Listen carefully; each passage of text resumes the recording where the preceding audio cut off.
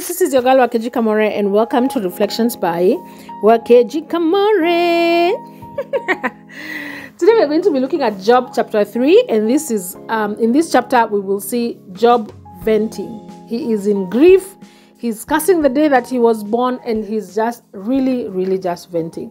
If you haven't read this chapter for yourself, please pause and read the chapter for yourself as well. But you could also just be in luck because I'm going to read this chapter, the whole of it. I'm going to read it a little bit faster, and I'm reading from the easy to read version. Basically, what's happening is that Job is venting and he's wishing he was never born. Basically, that's the summary of this whole chapter. All right, let's read it. Then Job opened his mouth and cursed the day he was born. He said, I wish the day I was born would be lost forever. I wish the night they said, it is a boy, never happened.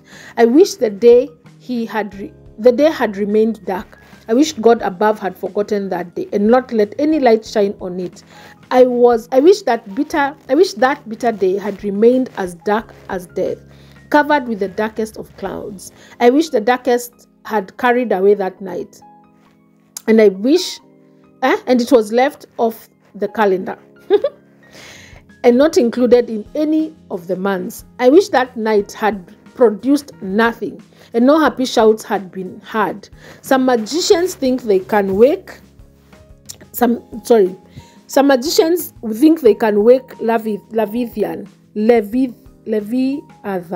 I don't even know what that is. So let them say their curses and curse the day I was born. Let the day's morning star be dark. Let the night wait for the morning that never comes. I wish it has never seen the first rays of sunlight. I wish it had stopped me from being born and kept me from seeing all these troubles. Why didn't I die when I was born? Why didn't I die as I came from my mother's womb? Why did my mother hold me on her knees? Why did her breast feed me? If I had died when I was born, I would be at peace now. I wish I were asleep and at rest with the kings and the advisors who built palaces that are now in ruins.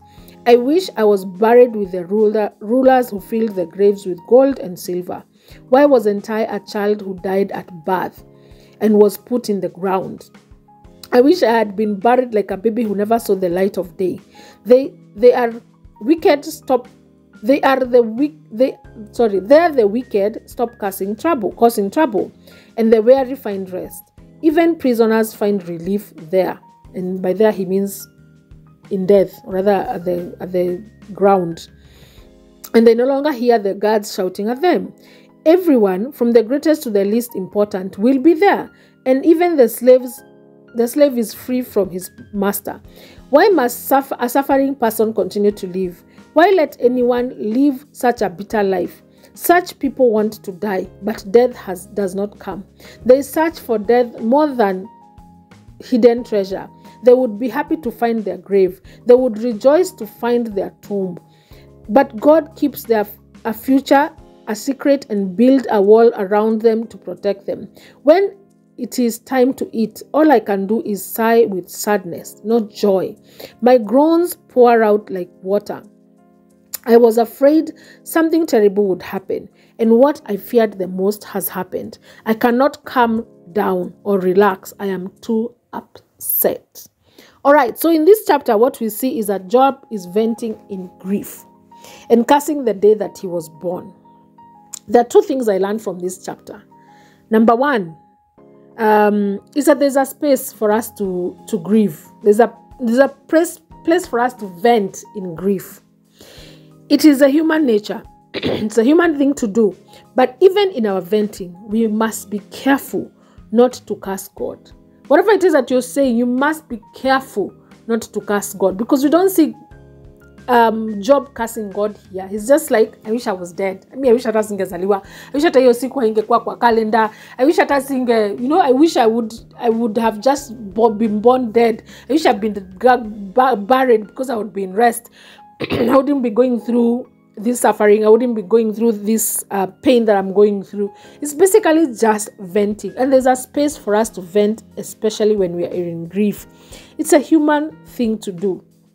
But even in venting, we are to be careful not to curse God.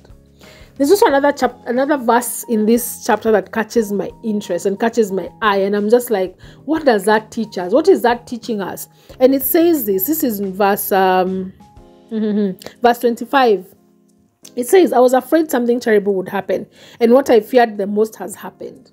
What does that tell us about fear? What does that tell us about worry? What can we learn from this verse? It says, I was afraid something terrible would happen, and what I feared the most has happened.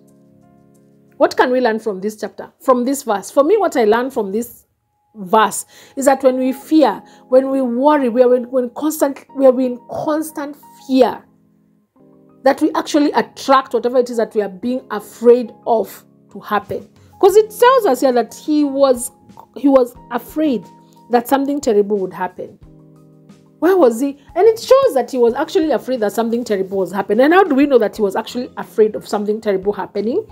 You remember in chapter 1 where it says that every single time his children would meet for parties, he would the following morning call them and give sacrifices for them, just in case they sinned, just in case in their hearts they did something wrong. It was just almost like a way of maybe he was so afraid that his children would do something wrong to the Lord and the Lord would kill them.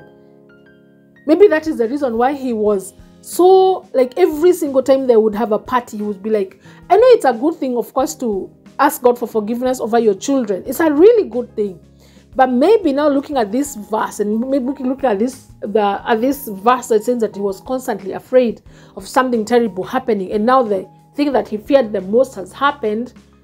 Maybe just because he thought that maybe someone is going to sin and things are just going to go paragasha. But now that we know that is not the reason why he's suffering. That is not the reason why. It's not because someone sinned. It's not because he sinned. It's not because he didn't, burn enough sacrifices for his children and for his family and for. It's not because of those things, but it seems like he did those things because he was so afraid that he would lose his children, that he would lose his properties, that he would become sick at some point. And it shows that what he was most afraid of has happened. And for me, what I can learn from this chapter, or rather from this verse, and what I can pick up from this verse, is sometimes when we are so afraid of something, we are basically attracting the very thing we are afraid of to happen. Imagine, just think of, why would that verse be there? Why would that verse be there over the things that he's saying? Because all he's saying is that, he wishes he wasn't born the day. Basically that whole chapter is about how he wishes he wasn't born. And then there's this verse where it says, I was afraid something terrible would happen, and what I feared the most has happened. There's a reason why that verse is there, and there's a lesson for that verse. And for me, I think the more we are afraid of stuff, the more we are attracting whatever it is that we are afraid of to ourselves. If you're constantly afraid, nitasota, nitakuwa, I will be sick, nitapata homa kwa sababu nimekalisha next to someone, the more you're afraid, the more you're attracting that very thing you're afraid of to yourself. And that's basically what I learned from this chapter. First, that there's a space for us to vent and grieve, especially when in grief. It's a human thing to do. It's normal. But even as we are doing that, even as we are venting, we are to be careful not to curse God. And then second, when we are constantly in fear, when we are constantly thinking about something terrible happening, we are basically attracting that very thing to happen in our lives. Thank you very much for listening, and see you tomorrow.